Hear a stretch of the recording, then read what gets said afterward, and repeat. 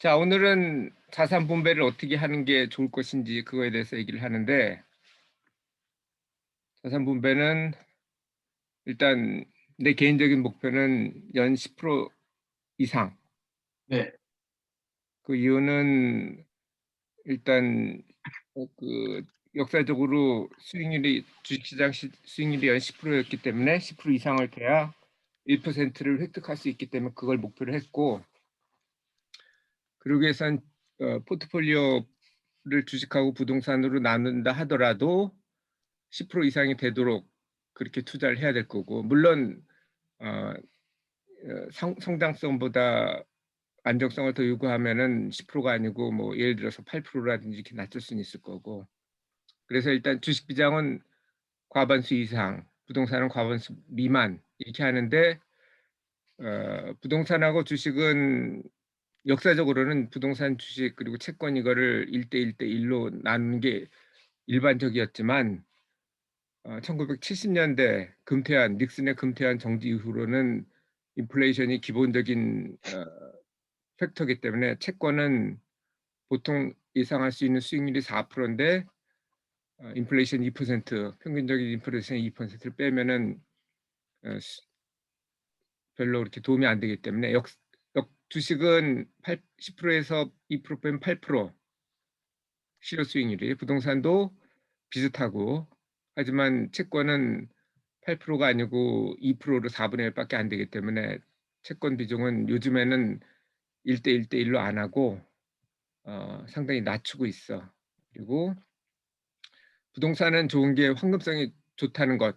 그건 좋은 것이기도 하고, 그만큼 또 변동성이 높다는 것, 나쁘기도 하고, 그런 측면이 있고, 부동산은 안정성은 높지만 황금성이 제약된다는 그런 장단점이 있어서, 레버리지 전 아파트 지수를 보면은 서울 아파트 지수가 아니고 전국 아파트 지수를 봤을 때 최근 20년간 연 7% 정도였는데, 만약 뭐 전세가 반이었다 그러면은 실질은 7%가 아니고 14%가 돼야 되겠지.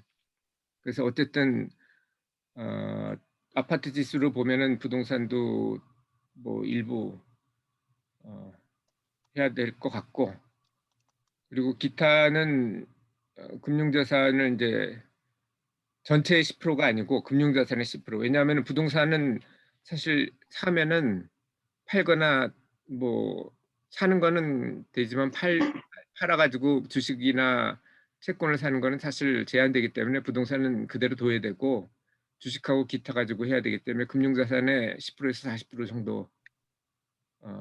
예를 들어서 10억 중에 부동산이 뭐 2억이고 8억이 남았다 그러면 8억에 뭐 10%에는 8천만 원, 혹은 어, 84, 30이니까 3억 2천까지 기타 자산으로 하고 나머지는 주식으로 하는 형태로 하는데, 이거는 수익률이 2% 이하니까 쉽게 얘기하면 인플레이션만큼도 안 돼서 그냥 가지고 있으면 사실 별로 도움이 안 되는 자산이고, 다만 추가 수익을 얻을 수 있는데, 주식이 등락이 심하기 때문에 떨어졌을 때 팔았다가 오를 때 사는 거, 이런 교체 매매를 잘 하면 좋고, 그리고 또 한국 시장만 하는 게 아니고 한국하고 미국 시장하고 같이 하면 환차익을 또 얻을 수 있으니까, 환율도 10% 이상 오르면은 미화 팔아가지고 원화로 살 수도 있고, 뭐 이런 형태로 하면은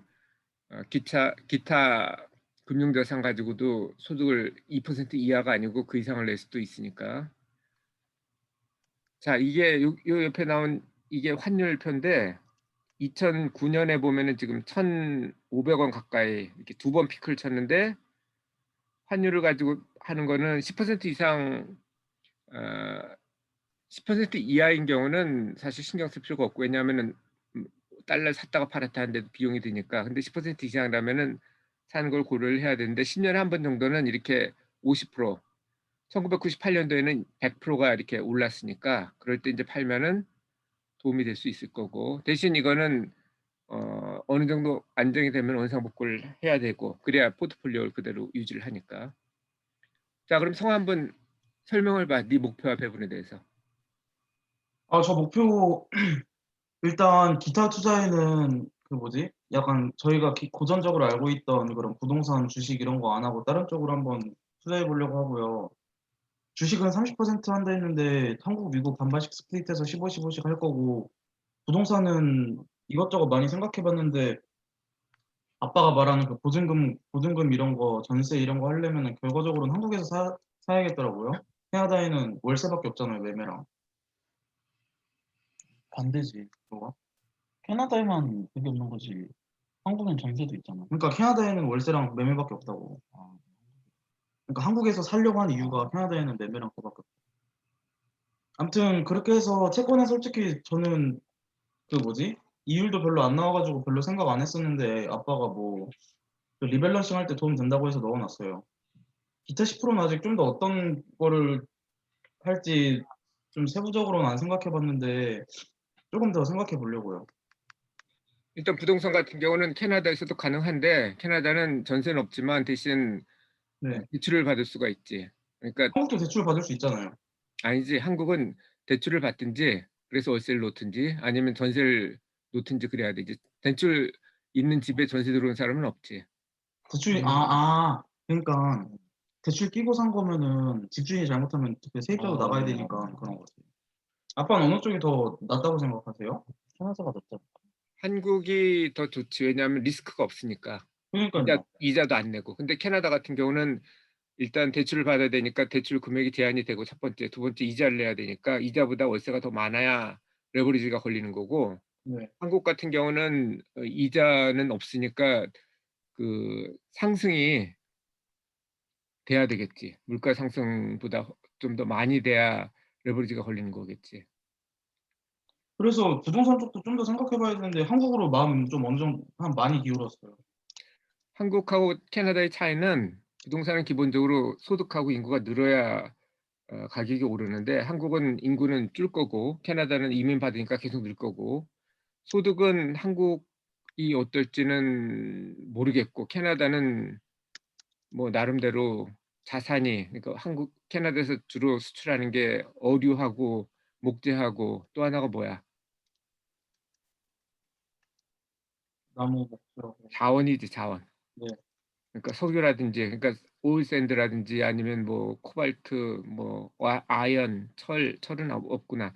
그런 걸 하니까 자산 가격이 원자재 가격이 올라가면 캐나다 성장이 될 거고 한국은 원자재 없으니까 뭐 사다가 갖다 파는 방법밖에 없는데 지금처럼 돼서 계속 지금까지의 성장이 유지될지는 그거는 이제 선거 결과를 봐야 되겠지. 그러니까 민주당 정권이 들어오면은 계속 나쁠 가능성이 높고 어, 보수 정권이 들어오면 좀 나을 수도 있는데 그건 확실치 않아. 일단 그렇고 그다음 준아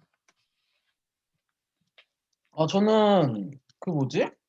저거 주식 한국 45로 했어요, 저? 이메일 봐. 아, 그래요? 아무튼 저는 미국 주식은 아니 반대로 하려는데? 반반? 아니요, 반대로. 한국 없기 미국만? 네네 네. 오케이. 왜냐하면 한국은 요즘 그 하나 꼬라지 보니까 아니 솔직히 좀 이상하잖아요. 요즘 돌아가는 꼴이. 그것도 있고 주한미군도 철수한다니까 좀 돈 많이 빠져나갈 수도 있잖아요. 그런 면에서 미국이나 캐나다 주식이 더 안정적이지 않을까라는 생각을 해서 저렇게 했어요. 근데 저는 부동산은 저거 한국에 가서 살 수도 없고 뭐 알아보기도 힘들고 그래서 만약 저게 비록 가상 투자지만 실제로 한다는 생각으로 하면 누군가가 다 대신해줘야 되잖아요. 저거 한국에서 할 수가 없으니까. 그래서 저는 부동산은 캐나다 생각했었는데요. 캐나다도 똑같지 뭐. 오히려 더 넓어서 힘들지. 그래도 아예 못 들어가는 것보단 낫잖아.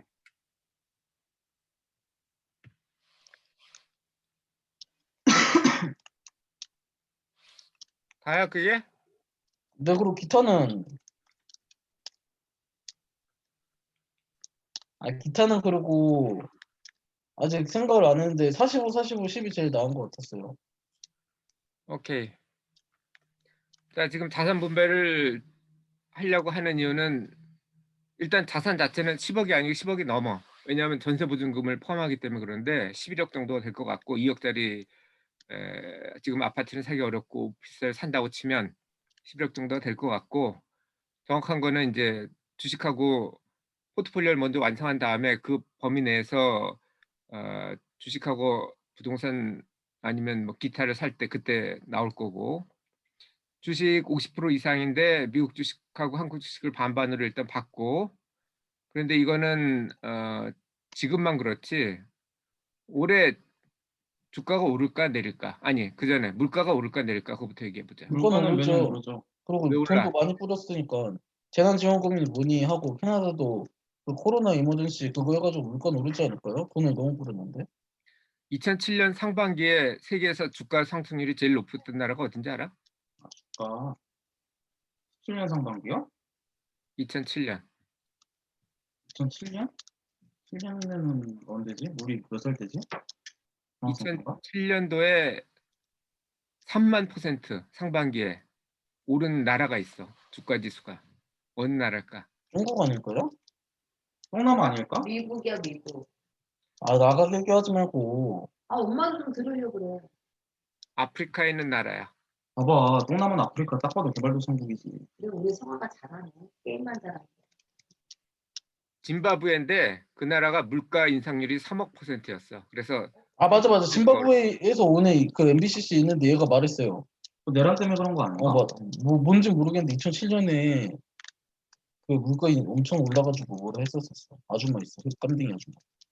그래서 올해 주식을 50% 이상으로 한 이유는 물가가 오를 게 확실하고, 왜냐하면 수요와 공급에서 보면은 공급이 지금 제한되고 있고 수요는 늘 거고, 게다가 돈은 많이 풀렸기 때문에 물가가 오를 수밖에 없는 거죠. 기업이 수익이 나야 주가가 오르는데, 기업이 수익이 날 가능성이 높고, 첫 번째 수익이 안 난 작년하고 똑같다 하더라도 물가가 올라서 돈값이 떨어지면 주가가 오를 수밖에 없어. 올해는 주식을 많이 했어. 그리고 지금 기타를 10% 미만으로 한 이유도 상당히 그걸 고려를 한 거고, 그러니까 떨어질 가능성이 보통 때는 뭐 예를 들어서 4대 4대 2 정도로 한다 하더라도 올해 가능성이 없다 그러면은 뭐 주식 쪽에 좀 많이 담을 수도 있는 거고, 그리고 미국 주식하고 한국 주식은 원래 반반으로 했는데 그 상태에서 그대로 놔두려고 그래. 아마 한국 주식보다 미국 주식이 더 많이 오를 가능성이 높아. 그러면 미국하고 한국 주식 간에 왔다 갔다 하지 않으면 미국 주식은 25% 이상이 될 거고 한국 주식은 25% 미만이 될 거고, 그리고 부동산을 보면은 50% 미만인데 이거는 한국의 부동산에 워낙 세금을 많이 때려서 별로 수익성이 높지 않을 것 같아서 그랬고, 기타는 10%로 했는데 미국 채권을 한 이유는 그래도 혹시 주가가 떨어지면 그걸 갖다가 방어한다는 의미에서 사는 거지, 아니면 굳이 뭐 미국 채권을 살 이유는 없는데, 이거는 채권은 가격이 주식만큼 그렇게 떨어지지가 않고 반대로 가는 경향이 있기 때문에 그렇게 한 거고, 이거는 돈을 10% 이상 벌기 위해서 하는 게 아니고 리밸런스 주식이 하려고. 떨어졌을 때 주식 수를 늘리기 위한 그런 방법을 한 거고, 한국 예금은 현금 흐름을 당장 뭐 돈을 갖다 원화로 지출해야 되니까 그래서 1% 미만으로 해서 현재 생각하고 있는 거는 주식이 81%, 그리고 부동산이 13%, 기타가 6% 정도로 지금 생각하고 있고, 주식 장기 배분은 ROE가 15% 이상인 걸 위주로 해서 사야 되는데, ROE가 뭔지 알지 둘 다? 리턴 오브 얼링이잖아요. 리턴 업 what? 이클이 아니야? 리턴 온 에퀴티야. 아, 에킬이구나. 그러니까 총 자본이 1억인데 1년에 번 돈이 1,500만 원이다 그러면 ROE가 15%가 되지. ROE가 15% 이상이 된다는 거는 만약 주가가 액면가라면 그러니까 PBR이 1이라면 매년 15%씩 주가가 올라야 정상이지. 그러니까 10%를 확실하게 넘지. 그래서 주식 배분 목표는 장기 ROE가 15% 이상 되는 걸 했는데, 여기 보면은 여기 ROE가 나오잖아. 한라 ROE 30%, 뭐 키움증권 ROE 25%, 뭐 또 뭐가 있을까? 한국자산실탁 ROE 17%. 이거 전부 15%가 넘지. 일부는 뭐 SK가스 같은 경우 14%밖에 안 되지만 네. 이런 것들을 보고 이게 매년 15% 이상이라면은 뭐 괜찮은 거고 네. 이게 뭐 올해만 지금만 뭐 예를 들어서 한나가 올해는 30%인데 30%가 계속 지속되기는 어렵기 때문에 최근 10년 동안 15% 이하인 경우도 많을 거라고 그런 거 빼버리면 되는 거니까 거기다가 이제 PBR을 따져야 되겠지. 그 자본만큼 시가총액이 자본만큼이라고 그러면은 ROE가 그대로 인정해 주면 되는데 만약 그 주가가 너무 올랐다. PBR이 그래서 2배다. 그러면 30%라고 해도 실제로 그걸 고려하면 15%밖에 안 되니까. 그래서 한국 같은 경우는 배당 수익률과 성장률을 고려해서 1등주는 성장률로 해서 투자를 하고 가치주는 여기 얘기한 것처럼 ROE가 높거나 PBR이나 PER이 낮은 거. PBR이나 PER은 알지 둘 다. 네. PBR은 PBR이 1보다 낮으면 시가총액보다 자본금 총액이 더 낮은 거고 PER도 마찬가지고 PER은 보통 10을 따지는데 10보다 낮으면 그 자본 총액에 대해서 이익 나는 게 뭐 10 이상이라는 거니까 PER은 둘 다 낮은 게 더 좋지. 그리고 배당주는 이제 나중에 늙으면 하는 게 좋은데 이것도 다우에게 방식으로 투자를 하면은 장기적인 성장률보다 2, 3% 정도 높다고 그러니까 배당주를 하면은 그냥 간단하게 제일 간단하게 할 수 있는 게 배당주의 다우게 투자 형태로 할 수 있는 거고 한국은 뭐 이렇게 하려고 그러고 미국 같은 경우는 뭐 똑같이 다우에게 투자를 해도 되지만 성장주로 해가지고 나스닥이 등락하는 걸 이용해서 1등주를 사는 것도 방법이고 그렇게 주식 배분은 할 생각이고 그리고 부동산 배분은 이거는 그냥 ROE는 7% 정도밖에 안 되지만 레버리지 ROE로 하면 14% 이상이 되니까 전세가율이 높거나 아니면 가격이 낮거나 뭐 이런 거로 따지면 되는데 가격이 낮은 거는 경매로 하면 싸게 살 수 있고 그리고 그런 게 아니라 하더라도 향후에 가격이 오를 거 예를 들어서 지금은 뭐 농지인데 그게 대지가 된다든지 아니면 주택 용지인데 상업 용지가 된다든지 그러면 가격이 오를 수밖에 없으니까 또 하나는 뭐 교통이 개선된다든지 원래 도로가 없었는데 생겼다든지 아니면 2차선인데 4차선이 됐다든지 아니면 뭐 신도시 개발을 한다 그러면 거기 인프라가 구축이 될 거니까 신도시 내부에서 하면 또 수용을 당하니까 돈이 안 되고 신도시 수용 안 되는 인근 지역을 하면은 미래 차익이 일어날 수 있고 그거 말고도 이제 수요가 증가하는 뭐 예를 들어서 강남 지역이나 역세권 사람들이 다들 역세권에서 살려고 하고 그리고 사람들이 돈 벌면은 강남에서 살려고 하니까 그거는 어, 인구가 줄고 소득이 준다 하더라도 이쪽은 수요가 상대적으로 더 많을 수 있으니까 그런 쪽을 고르면 되고 마지막으로 공급 원가가 토지 가격하고 건물 가격보다 더 높으면 그 가격이 떨어질 가능성도 있지만 만약 토지 가격이나 건물 가격이 시가보다 더 높다면 오를 가능성이 더 높겠지. 지금 상계 5단지 같은 경우 건축 비용으로 나타난 게 평당 460만 원이니까 건축 비용은 평당 460만 원으로 하고 그게 뭐 10년 된 구축이다 그러면 거기에서 4분의 1은 감해줘야 되겠지. 감가상각을 해야 되니까 뭐 신축하고 구축하고 똑같은 가격이 아닐 테니까 토지 가격은 공시지가 보면 나올 때고 이런 식으로 해서 고를 예정이고 그다음에 기타 자산 배분은 변동성하고 이 고황금성 변동성이 낮고 황금성이 높은 것 때문에 하는데 미국 국채 20년물로 하면은 이거를 이제 9% 이하 포트폴리오를 구성을 할 거고 이걸 사는 이유는 1등주를 살 건데 그거랑 1등주가 나스닥이 폭락하면은 그때 교체 매매를 한다든지 이런 형태로 할 예정이고 예를 들어서 매년 10% 떨어지는 건 매년 있는 일이고 평균적으로 보면 그리고 20% 이상 하락할 때도 5년에 한 번 정도 발생하고 40% 하락할 때도 10년에 한 번 정도는 발생하니까 아까 2009년도에 환율 출렁할 때 그때 나스닥도 많이 떨어졌으니까 그럴 때 이제 예를 들어서 하루에 3%가 떨어졌다 나스닥 지수가 그러면 1등주에 뭐 예를 들어서 4분의 1을 판다든지 그러다가 뭐 한 달 정도 있는데도 괜찮으면은 다시 사면 되고 일부 손해를 보더라도 아니면 한 달에 뭐 12% 이상 떨어졌다 그러면 팔아서 전체 팔아 가지고 한 2달 정도 기다려 봤다가 내가 얘기한 지금 한 달하고 2달은 통계에 따른 거라고. 내가 그냥 정한 게 아니고. 네. 그렇게 해서 사면은 더 많은 이익을 얻을 수 있고 왜 미국 1등주를 했는지는 알겠어? 글쎄요? 평균적으로 10% 오른다고 그랬지 1 년에. 네네. 그러면 1등주가 10% 보다 더 많이 오를까? 꼴등주가 더 많이 오를까? 1등주가 더 많이 오겠죠. 꼴등주는 상장 폐지될 가능성이 높고 1등주는 10% 보다 더 많이 오를 가능성이 높지. 그래서 1등주를 사는 거야.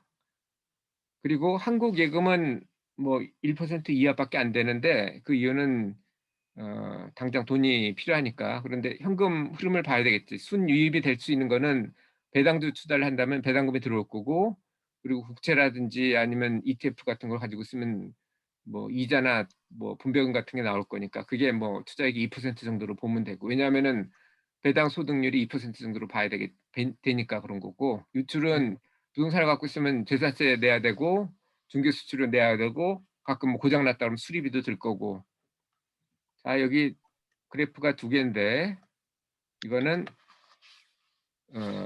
보자고 여기서 보면은 미국 국채 20물 그래프가 이거야 보면은 채권인데도 불구하고 이렇게 오르내린다고 이렇게 네.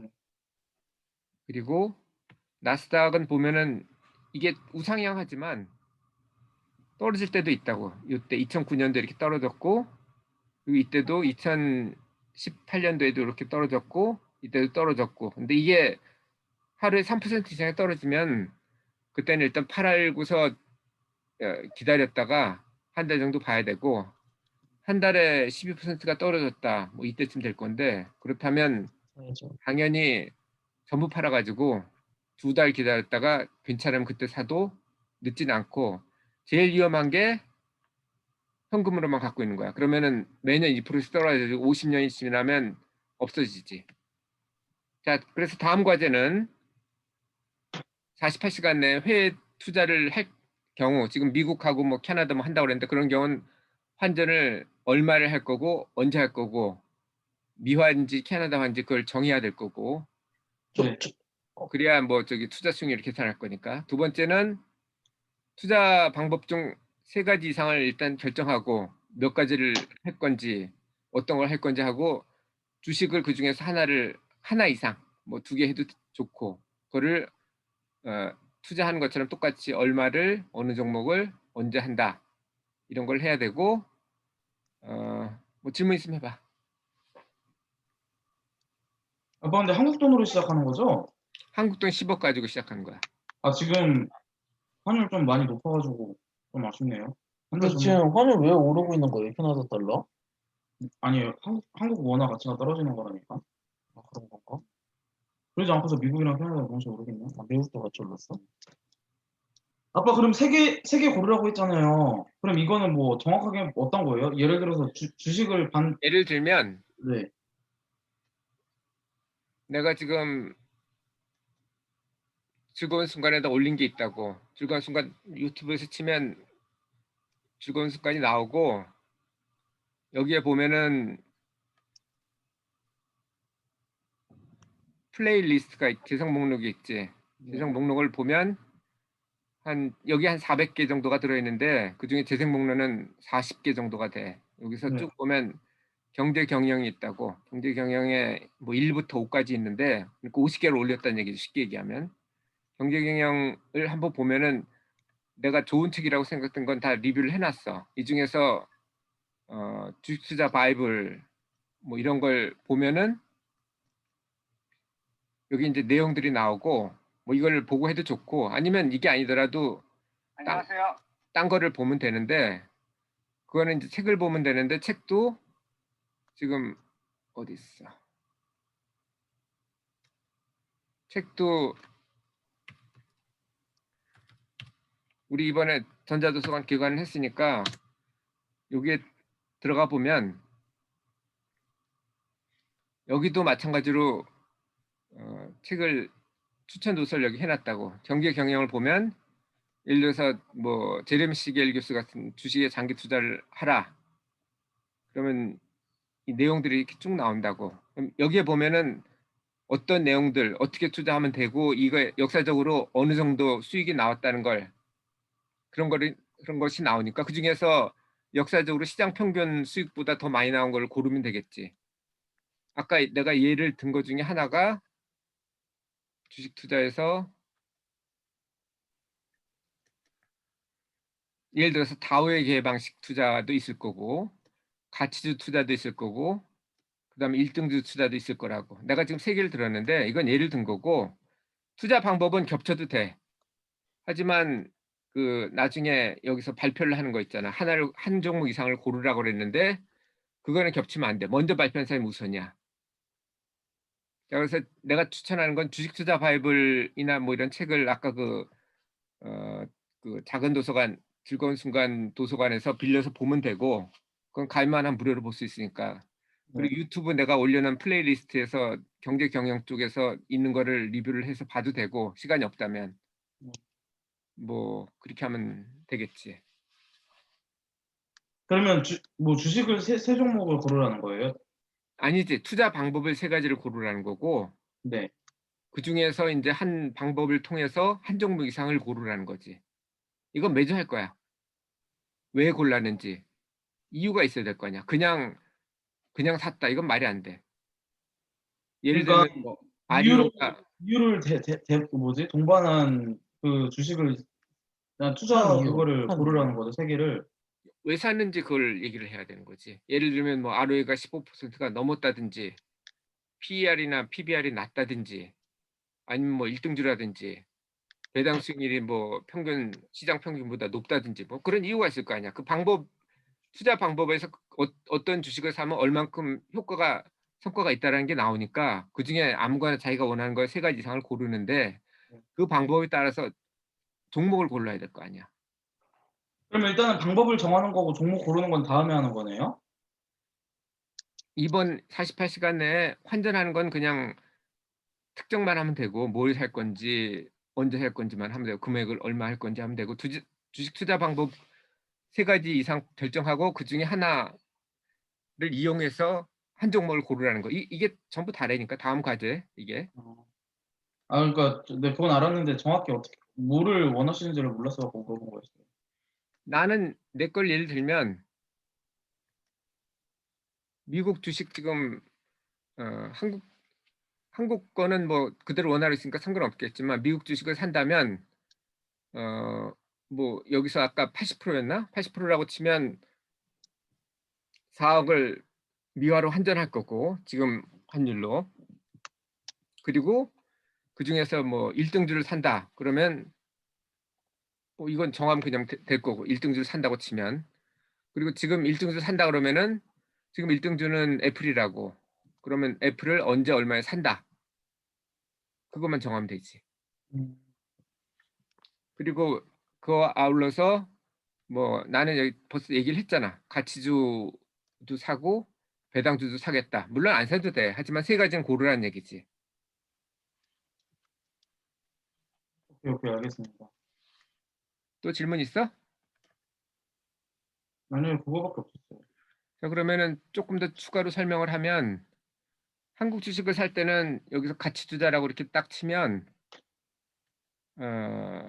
여기 아이투자라는 데가 있으니까 아이투자에 이렇게 가입을 하면 이메일을 보내줘. 아까 ROE가 뭐 15% 이상 리스트를 보여줬잖아. 그걸 내가 그 다 고르려면은 시간이 바빠서 시간이 부족하니까 여기서 보내준 것 중에서 그냥 고르는 거지. 그걸 그대로 받아들이면 안 되고 그 중에서 고르면 되고 그다음 나스닥 그래프 같은 경우는 나스닥 그래프 이렇게 치면 이렇게 나온다고. 얼마가 떨어졌는지 이게 또 나올 수가 있으니까 그렇게 보면 되고 또 하나 아파트 가격 지수 아까는 7% 올랐다고 그랬는데 그것도 이렇게 치면 나와. 이런 식으로 해서 실거래가 가격 지수 추이가 어떤지 이렇게 하면 되고 뭐 일단 질문이 없으면 녹화는 여기서 정지를 하고